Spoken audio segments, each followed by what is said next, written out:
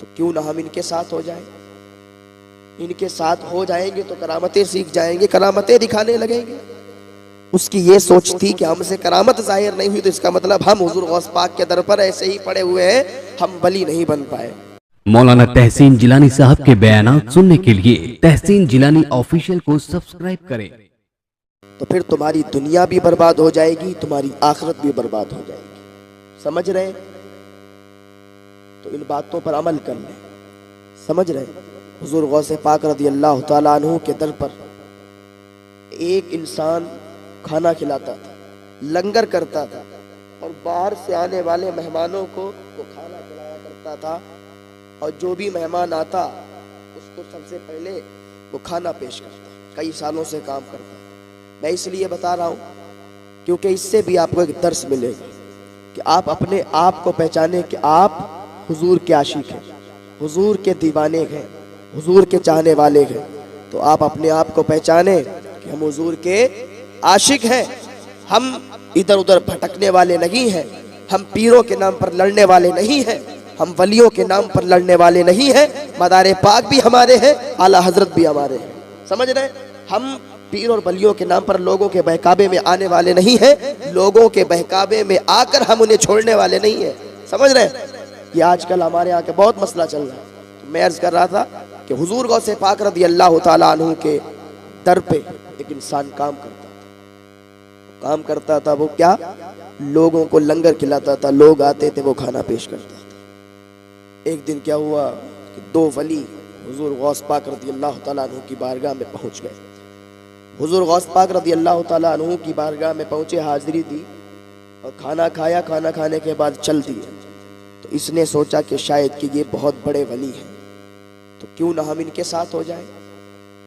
इनके साथ हो जाएंगे तो करामतें सीख जाएंगे, करामतें दिखाने लगेंगे। उसकी ये सोच थी कि हमसे करामत जाहिर नहीं हुई तो इसका मतलब हम हुजूर गौस पाक के दर पर ऐसे ही पड़े हुए हैं, हम वली नहीं बन पाए। अगर हम करामत दिखाते होते तो हम वली बन जाते। यही सोच आजकल हमारे लोगों के अंदर मौजूद है। सोचते हैं जो करामत दिखा दे वही वली है, जो करामत ना दिखाए वो वली नहीं है। लेकिन ऐसी बात नहीं है। उसने कहा ठीक है। कहा अल्लाह वालों सुनो, क्या आप मुझे अपने साथ रखेंगे? क्या आप मुझे अपने साथ ले चलेंगे? तो उन्होंने कहा ठीक है, मेरे साथ चलना चाहते हो तो चलो। अब ये उन दोनों लोगों के साथ हो लिया, उन दोनों वलियों के साथ हो लिया।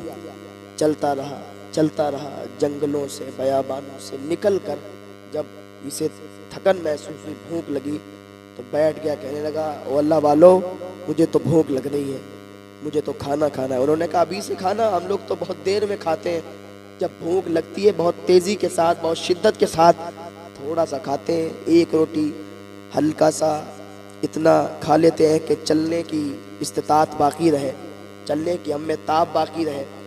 तो कहा मुझे कुछ नहीं पता, मुझे तो खाना खाना है, आप खाना मंगा के दीजिए। कहा हमारा ये तरीक़ा है कि हमें जब भूख लगती है हम अल्लाह की बारगाह में दुआ करते हैं, अल्लाह ताला हमें आसमान से खाने अता फरमाता है। हज़रत मूसा अलैहिस्सलाम के ज़माने में आसमान से ही खाना उतरता था, लेकिन हज़रत मूसा अलैहिस्सलाम के ज़माने में जो आपकी कौम थी ना, उन्होंने कहा कि हम खुद अपना बोएंगे, अपना खाएंगे, ना आसमान से खाना उतरता था। तो ये उनकी कारस्तानी है।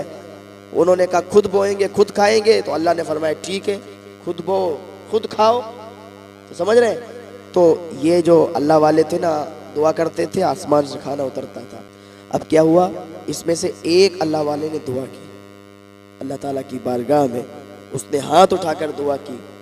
तो अभी क्या देखते हैं कि 3 प्याली सालन की और 3 रोटी आसमान से उतर आए। इसने देखा तो जल्दी से प्याली से इसने खाना खाया और अल्लाह का शुक्र अदा किया। फिर चलने लगे। जा रहे थे कहीं लंबे सफ़र पे, चलते रहे, इबादत की, फिर चले। और जब काफ़ी ज़्यादा चल गए ना, थकन महसूस हुई, भूख लगी, तो फिर कहा मुझे भूख लगी है, मुझे खाना खाना है, मुझे खाना खिलाइए। उन्होंने कहा कैसे आदमी हो, अभी तो खाना खाया था। कहा अभी खाया था, बहुत देर पहले खाया था, आप कैसी बातें कर रहे हैं, हमें तो खाना खाना है।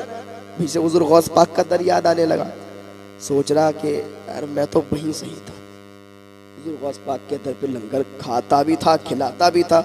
जितने टाइम भूख लगती थी उतने टाइम खाता था, कोई मना नहीं करने वाला था। ये तो फंस गया आके इन लोगों के बीच में, लेकिन कहता मुझे खाना खाना है, मुझे भूख लगी है, आप जरूर मंगा के दो, मैं मर जाऊंगा, मैं इतनी शिद्दत के साथ भूख लगी है। उन्होंने कहा ठीक है बैठो।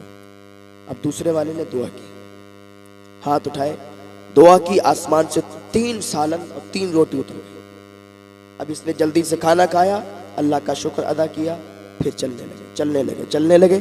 चलते रहे, काफ़ी जब दूर निकल गए और बहुत ज़्यादा चलने के बाद थकन महसूस हुई, भूख महसूस हुई, फिर कहा मैं खाना खाना है। उन्होंने कहा तू बहुत खाना खाता है, कितना खाना खाएगा? अरे कहा हुजूर माफ़ करें, कितना ज़्यादा चल भी तो आए हैं और भूख तो भूख है ना, जितना चलेंगे हजम होगा, फिर लगेगी, तो माफ़ करें मुझे खाना चाहिए। और उन्होंने कहा देखो भाई हमारा तरीक़ा ये है कि एक बार हमने दुआ की, एक बार इन्होंने दुआ की, अब आपकी बारी है, अब दुआ आप करेंगे। अगर आपके दुआ करने से खाना उतर जाए तो खा लेना, और वरना फिर आप जानो और आपकी भूख जाने, आप मर जाना। यही आप मेरे साथ आए हैं, आप इबादत के लिए आए हैं या खाना खाने के लिए आए हैं? उन्होंने बहुत डांट दिया। अब ये करता क्या ना करता, कहा मैं तो उस दर पे था, मन में सोचा कि जहाँ तो खाने की कमी नहीं थी, लेकिन आज वाकई आके फंस गया हूँ। लेकिन फिर इसने क्या किया, कहा चले देखते हैं। अल्लाह ताला की बारगाह में हाथ उठाए, दुआ मांगी। अभी ये जो अल्लाह वाले जो दुआएं करते थे, आसमान से 3-3 सालन और 3-3 रोटियां उतरती थी, लेकिन जब इसने दुआ की है तो अभी 3 सालन नहीं बल्कि 6 सालन और 6 रोटियां उतरी है। 6 सालन और 6 रोटी उतरी है। तो वो देखकर हैरान रह गए कि भाई ये क्या हुआ, हमने दुआ की तो 3 सालन उतरे, 3 रोटी उतरी।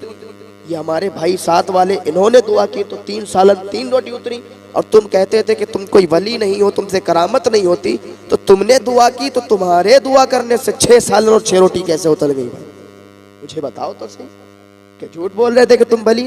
अरे वो कहता मुझे खुद नहीं पता कि मेरी दुआ में इतनी तासीर कैसे पैदा हो गई, मेरी दुआ में इतना असर कैसे आ गया। लेकिन उन्हें ये मालूम नहीं था ये किसके दर का गुलाम है, ये किसके दर का गुलाम है। हुजूर गौसे पाक रज़ियल्लाहु ताला अन्हु के दर पर खाना खिलाने वाला है, उन्हें ये नहीं पता था। तो उसने कहा मुझे ये बताओ कि आप लोगों ने जब दुआ मांगी तो आप लोगों ने क्या कहा? कहा हमने तो यूं दुआ मांगी कि ऐ परवरदिगार आलम, हुजूर गौसे पाक रज़ियल्लाहु ताला अन्हु के दर पर जो खाना खिलाने वाला गुलाम है, मौला उसके वसीले से हमें सालन और रोटी अता फरमा दे। तो कहा आसमान से तभी सालन उतरे। तब इसने जब इतनी बात कहा अल्लाहु अकबर, अरे मैं अपने आप को नहीं पहचान सका। हुजूर गौसे पाक रज़ियल्लाहु ताला अन्हु के दर पर खाना खिलाने वाला कोई और नहीं है बल्कि मैं ही हूँ, और मेरे वसीले से तुम्हारी दुआएं कबूल हुई है। कि जब उनके गदा भर देते हैं शाहाने ज़माना की झोली, मोहताज का जब ये आलम है, मुख्तार का आलम क्या हो। हुजूर गौसे पाक रज़ियल्लाहु ताला अन्हु के गुलाम का ये आलम है, तो हुजूर गौसे पाक रज़ियल्लाहु ताला अन्हु का आलम क्या होगा। और जब हुजूर गौसे पाक रज़ियल्लाहु ताला अन्हु का ये आलम है, तो फिर उनके नाना रसूलुल्लाह का आलम क्या होगा। हाँ, ये हुजूर गौस पाक रज़ियल्लाहु ताला अन्हु की शान है। हाँ, हुजूर गौस पाक रज़ियल्लाहु ताला अन्हु ने सिर्फ करामतें नहीं दिखाई, बल्कि ये दर्स भी दिया है कि मुस्तफ़ा की अज़मत पर पैरा देना होगा। मुस्तफ़ा की जहाँ बात आ जाए तो फिर अपनी जानों को भी उन पर कुर्बान करना होगा। मुस्तफ़ा के आशिक बन के अगर जिएंगे, मुस्तफ़ा की मोहब्बत अपने सीने में लेके बसेंगे, तो तुम्हारी दुनिया भी संभलेगी, तुम्हारी आखिरत भी संभलेगी। कि चेहरे पर दाढ़ी भी नहीं है और दावा मुस्तफ़ा की मोहब्बत का है। आप नमाज एक टाइम की नहीं पढ़ते और दावा हुजूर से मोहब्बत का करते हैं, ऐसा नहीं बनेगा। हुजूर खुद फरमाते हैं कि तुम तब तक मोमिन नहीं हो सकते जब तक मुझसे सबसे ज्यादा मोहब्बत ना करो। तो आप मुझे बताएं कि आप कितनी हुजूर से मोहब्बत करते हैं। अगर हुजूर से मोहब्बत करते हैं तो फिर दावा सच्चा है, तो फिर चेहरे पर सुन्नत रसूल भी होना चाहिए, मुस्तफ़ा की बताई हुई बातों पर अमल भी होना चाहिए, हुजूर का तरीक़ा भी अपनाना चाहिए, हुजूर की बताई हुई बातों पर अमल करना चाहिए। तब हमारी दुनिया भी संभलेगी, हमारी आखिरत भी संभलेगी। और हम जब यहाँ से मर के जब कब्र के अंदर जाएंगे तो फिर मुस्तफ़ा हमारा इस्तिक़बाल करेंगे। और आला फरमाते ना, कब्र में लहराएंगे ता हश्र, चश्मे नूर के जलवा फरमा होगी जब तलात रसूलुल्लाह। निशानी के जो सगे नहीं मारे जाते, हश्र तक मेरे गले में रखे पट्टा तेरा, हश्र तक मेरे गले में रखे पट्टा तेरा। ये हुजूर गौस पाक की शान है। हम आज क्या हुजूर गौस पाक का सिर्फ लंगर करके और बात ख़त्म कर देते हैं कि हुजूर गौस पाक की करामत सुन ली, बात ख़त्म हो गई। बात यहीं तक ख़त्म नहीं होती है, बात आगे भी देखो कि हुजूर गौस पाक ने कितनी तकलीफ़ें बर्दाश्त की हैं हुजूर गौस पाक रज़ियल्लाहु ताला अन्हु ने, और हम लोगों को दर्स दिया है, हम लोगों को सबक दिया है। हाँ, हुजूर गौस पाक की ज़िंदगी पढ़ो आप।